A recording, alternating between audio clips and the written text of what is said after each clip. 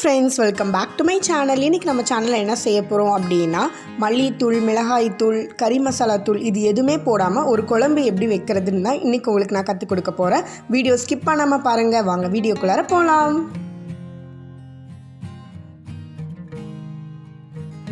இந்த குழம்பு செய்ய நான் இன்றைக்கி வெண்டைக்காய் எடுத்துருக்கிறேன். உங்களுக்கு எந்த காய் வேணுமோ அந்த காய் நீங்கள் பயன்படுத்திக்கலாம். கடாய் நல்லா சூடாக இருக்கணும், தண்ணி எதுவுமே இருக்கக்கூடாது. அந்த மாதிரி நிலையில் இருக்கிறப்ப இந்த வெண்டைக்காவை போட்டு நல்லா வதக்கிக்கோங்க.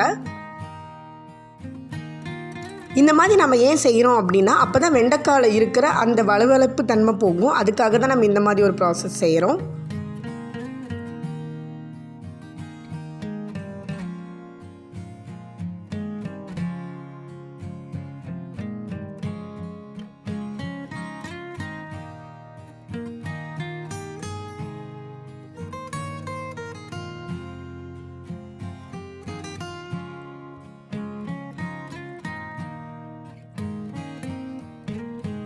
வெண்டைக்காய் எல்லாம் வதக்கினதும் ஒரு குக்கர் எடுத்துக்கோங்க. குக்கரில் 2 ஸ்பூன் அளவுக்கு எண்ணெய் ஊற்றிருக்கிறேன்.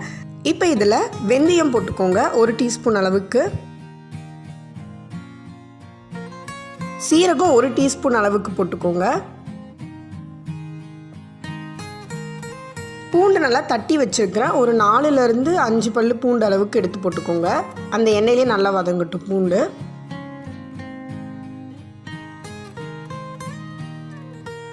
கடுகு 1 டீஸ்பூன் போட்டுக்கோங்க. கடுகு, உளுத்தம்பருப்பு, கடலைப்பருப்பு எல்லாமே சேர்ந்தது தான், அதனால் 1 டீஸ்பூன் போட்டுக்கோங்க.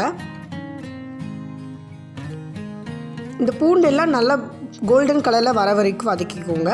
அப்புறம் 1 வெங்காயம் சேர்த்திக்கோங்க. இந்த மாதிரி பெருசு பெருசாக நறுக்கி வச்சுக்கோங்க.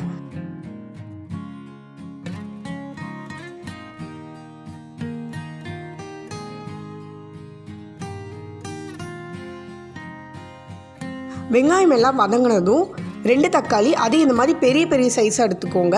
அது இதில் போட்டு நம்ம நல்லா வதக்கிக்கலாம். தக்காளி எல்லாம் பச்சை வாசனை போகிற வரைக்கும் நல்லா வதக்கணும்.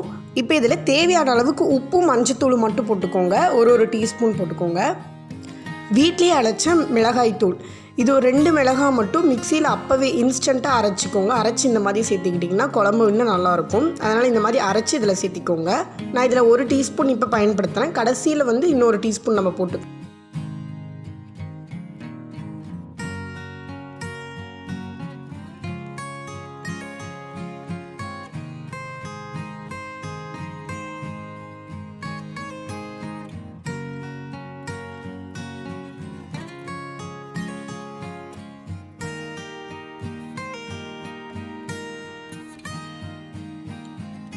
இப்போ பாருங்கள், நம்ம தக்காளி எல்லாமே நல்லா வதங்கிருச்சு, தோலெல்லாம் உரிய ஆரம்பிச்சிருச்சு.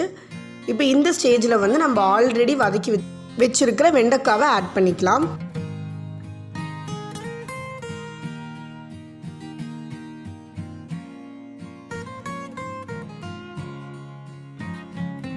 நல்லா வதங்கினதும் புளி தண்ணி 1 கிளாஸ் அளவுக்கு நான் கரைச்சி வச்சுருக்கிறேன்.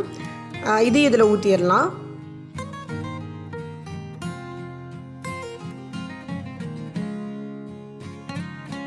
இந்த புளி தண்ணி சேர்த்துனதுக்கப்புறம் 1 கொதி வர அளவுக்கு நல்லா வதக்கிக்கோங்க.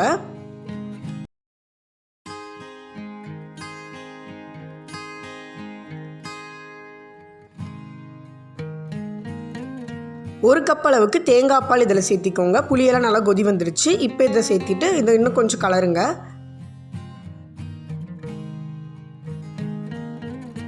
காரம் நீங்கள் அதிகமாக பயன்படுத்துவீங்க அப்படின்னா இப்போ இந்த ஸ்டேஜில் இன்னும் மிச்சம் இருக்கிற அந்த மிளகாவையும் ஆட் பண்ணிக்கோங்க. இல்லை அப்படின்னா அப்படியே விட்டுருங்க. இப்போ இந்த குக்கரை மூடி 2 விசில் வச்சு எடுத்துக்கோங்க. நீங்கள் வேறு ஏதாச்சும் பாத்திரத்தில் செய்கிறதா இருந்தாலும் வெண்டைக்காய் வெந்துருச்சா, குழம்பெல்லாம் வெந்துருச்சான்னு பார்த்து இறக்கி வச்சுருங்க.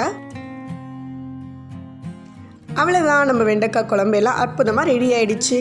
இந்த குழம்புல நான் தனியாத்தூள், மிளகாய்த்தூள் இதெல்லாம் பயன்படுத்தலைன்னு சொன்னால் நம்பவே மாட்டாங்க. இந்த மாதிரி குழம்பு நீங்கள் வச்சு சாப்பிட்டுக்கலாம். நீங்கள் அதிகமாக மசாலாஸ்லாம் யூஸ் பண்ண மாட்டீங்க அப்படின்னா இந்த மாதிரி குழம்பு நீங்கள் ப்ரிஃபர் பண்ணி சாப்பிட்டுக்கலாம். இந்த வீடியோ உங்களுக்கு பிடிச்சிருந்துச்சுன்னா நம்ம சேனலுக்கு மறக்காமல் சப்ஸ்கிரைப் பண்ணுங்கள். தேங்க்ஸ் ஃபார் வாட்சிங்.